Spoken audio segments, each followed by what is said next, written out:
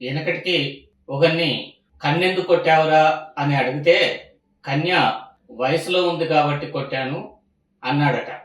ఇల్లెందుకు కూలగొట్టావని హైడ్రాని అడిగితే బఫర్ జోన్లో ఎఫ్టీఎల్లో ఉన్నది కాబట్టి కూలగొట్టానని హైడ్రా చెప్తుంది.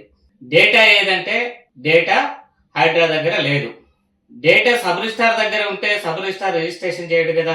మున్సిపాలిటీ హెచ్ఎండిఏ దగ్గర డేటా ఉంటే వారు పర్మిషన్లు ఇవ్వరు కదా. ముందు డేటా తయారు చేయండి, ఆ డేటాని సబ్ రిజిస్ట్రార్లకు పంపించండి, మున్సిపాలిటీలకు పంపించండి, గ్రామ పంచాయతీలకు పంపించండి, హెచ్ఎండిఏకి పంపించండి. అట్లా పంపిస్తే భవిష్యత్తులో అక్కడ రిజిస్ట్రేషన్లు కావు, పర్మిషన్లు రావు, ప్రజలు మోసపోకుంటూ ఉంటారు.